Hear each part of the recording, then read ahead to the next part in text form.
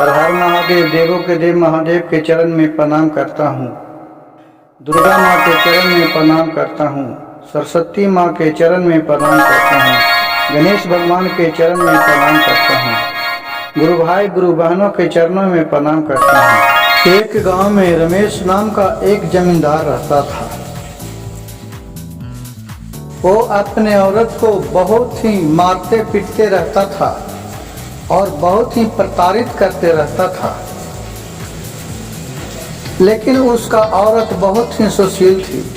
वो बेचारी कितनों भी मार गाली देता था रमेश, लेकिन तो पर भी उत्साह के अपने घर में रहता था और अपने घर के बात कहूँ भी किसी से शेयर नहीं करती थी। एक दिन के बात हुआ कि रमेश उस अपने औरत को बहुत मारा और बोला कि जाओ तुम हमारे घर से भाग जाओ, अगर दोबारा मेरे घर में आएगी तो तुम्हें जान से मार डालूंगा और किसी को पता ही नहीं लगेगा। औरत बेचारी बहुत डर गई थी। उसी के बाहर एक गांव में भीख मांगने वाली बुढ़िया माँ थी। वो उसको देख रही थी, लेकिन तो पर भी बेचारी रमेश की औरत घर से नहीं कहूँ जाती थी।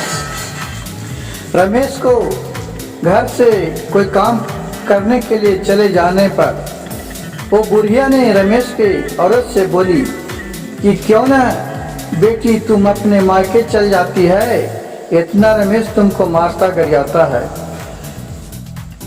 बुढ़िया के बात सुनकर रमेश के औरत ने बोली कि माँ, मैं अपने मायके भी जाता हूँ, लेकिन वहाँ भी मेरे भाई बोलते हैं कि हम तुमको कब तक साथ देंगे। 2 बार मैं मायके गया हूँ, फिर मेरे भैया ने यहाँ पहुँचा दिए। बोले कि बेटी का घर से विदागी होता है और सब दिना ससुराल ही उसका घर बन जाता है। नैहर जी है एक परिवार की तरह बन जाता है। अब मैं नैहर भी नहीं जा सकता हूँ, मैं मर जाऊँगा लेकिन नैहर नहीं जाऊँगा। बूढ़ी माँ को बहुत दया आ गया। बूढ़ी ने कहा बेटी चलो मैं अपने घर ले चलता हूँ तुमको, किसी से तुम बिना बोले चलना हमारे साथ। मैं जो भी सूखा रूखा खाऊंगा वो तुमको खिलाऊंगा। और फिर बूढ़ी माँ उसे चुपके से अपने घर लेके चला गया और जो भी भीख मांगती थी उसी में थोड़ा बहुत उसको भी खिलाती थी और अपने खाती थी और दोनों चुपचाप अपने घर में रहती थी। रमेश के औरत के चल जाने के बाद रमेश और उसके पिताजी भाई और गांव घर के चारों पट्टी ढूंढने लगे कि मेरे बहू कहाँ गई है। चारों पट्टी खोजा, पूरा गांव में खोजा, बस स्टैंड में खोजा, रेलवे स्टेशन में खोजा, कहूँ नहीं मिला। रमेश ने सोचा कि हो सकता है कि कहूँ अगर मर जाएगी तो मैं ही फंस जाऊँगा। इसलिए वो चालाकी से जाकर थाना में कंप्लेन करवा दिया कि मेरे बीवी घर से भाग गई है और मैं चारों पट्टी खोज लिया लेकिन कहूँ भी नहीं मिला है। पुलिस ने बोला रमेश से कि क्या आपके बीवी के साथ लड़ाई झगड़ा हुआ है। रमेश बोला कि नहीं, किसी भी तरह का लड़ाई झगड़ा नहीं हुआ है। तो बोला कि क्यों बीवी भाग गई कैसे। बोला कि हमको मालूम नहीं है कैसे भागी, मैं तो काम पर चले गए थे और वो चली गई। रमेश क्या था कि उसको अपने औरत को ऊब देने के लिए कारण यह था कि वो दूसरा लड़की से प्यार करता था और सोचता था कि मेरे औरत कहूँ ऊब से भाग जाएगी, 1 आध महीना उधर रहेगी तो मैं इसको भगोरी कहकर और बदनाम करके मैं इससे शादी कर लूँगा। इसी के फिराक में रमेश था और ये बात किसी से भी रमेश नहीं बताया। अपने मन ही मन ये बात रखता था, लेकिन उसका औरत सब जानती थी और इसी बात को लेकर हर वक्त दोनों में लड़ाई झगड़ा होते रहता था। पुलिस ने वहाँ कहा कि ठीक है, उसका रिपोर्ट लिख लिया और पूरा गांव में सगर उसको खोजवाया, कहूँ नहीं मिला। उसको घर भी गया, कहूँ कोई सुराग नहीं मिला था। पुलिस भी बहुत चिंतित था कि क्या बात है कि कहूँ मिल नहीं रहा है, नहीं लड़ा है, नहीं झगड़ा है। एक मतलब है कि जरूर कुछ बात है, बिना बात के भागेगी कैसे। पुलिस अपने मन में सोच रहा था, लेकिन रमेश ये सब कहने से इनकार कर रहा था कि मेरे अपने पत्नी से लड़ाई झगड़ा करता हूँ।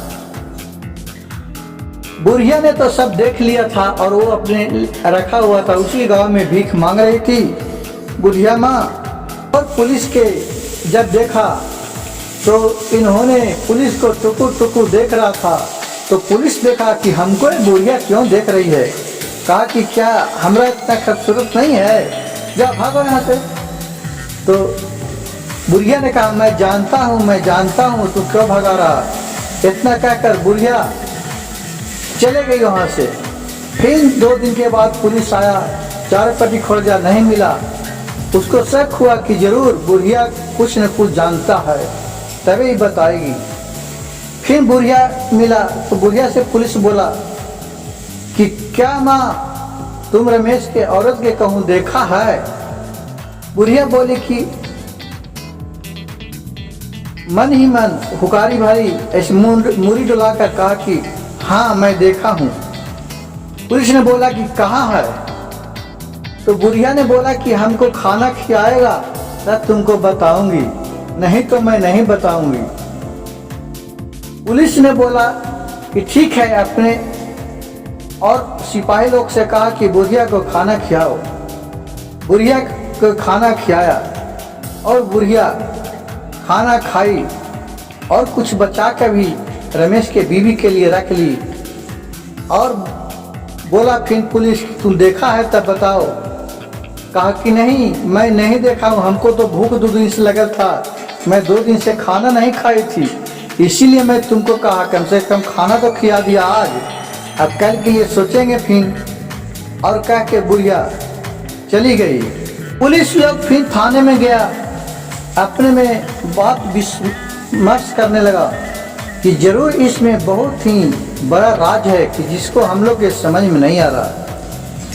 लेकिन ये बुढ़िया कुछ न कुछ तो जानती है जरूर, तभी ही बोली, नहीं तो हम लोग जब भी जाते हैं तो हम लोग के पीछे पीछे घूमते रहती है, जरूर कोई बात है और वो डर से नहीं बता रही है। फिर बुढ़िया दूसरा दिन भेटा पुलिस वाले को।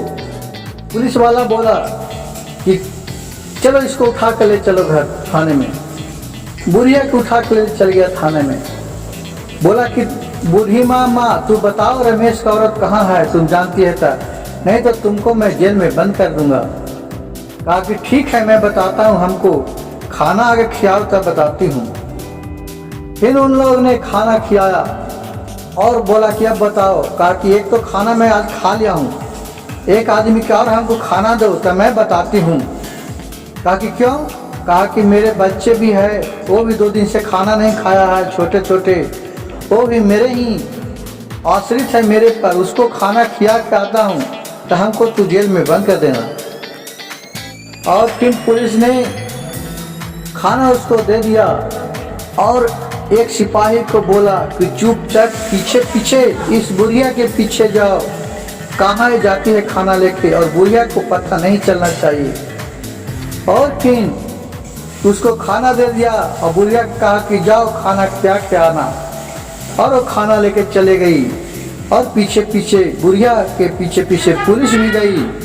बुढ़िया अपने घर के अंदर चली गई और वो रमेश के औरत के खाना खिलाने लगी। अंदर में रमेश के औरत के खाना खिला रही थी और पुलिस एक खिड़की से अंदर झांक कर देख रहा है कि एक और उसमें व्यक्ति है जिसको खाना खिला रही है। और खाना खिलाकर एक बात चला तो पुलिस ने फिर अंदर जाकर देखा तो देख रहा है कि एक औरत है। उसको भी थाने में लेके गया और पूछा तो बोला कि हाँ यही है जो रमेश के औरत है। रमेश के औरत ने सारी कहानी कहकर सुना दिया। फिर पुलिस ने इन दोनों के थाने में ही रखा और रमेश को घर से के लिए बुलाया। रमेश फिर थाना पहुंचा और बोला कि तुम्हें वो औरत से कुछ लड़ी झगड़ी है तो बोला कि नहीं, और निकार जाने लगा। फिर रमेश को पत्नी को अंदर से लाया। रमेश देखकर रोने लगा फुट फुट कर, और रमेश के औरत वो सब बात को याद करके। तो पुलिस ने बोला कि क्यों रो रही है, फिर सारी कहानी कह दिया। और रमेश को सलाखों के पीछे पुलिस वाला ने डाल दिया और उसके औरत को घर भेज दिया। फिर 2-4 महीना के बाद रमेश के औरत ने रमेश को छुड़ाकर लाया। तो देखिए कि अपने औरत के रहते भर में लव मैरिज के चक्कर में रमेश चला गया जेल। अगर मेरा वीडियो अच्छा लगे तो मेरे चैनल को लाइक कीजिए, सब्सक्राइब कीजिए और शेयर कीजिए।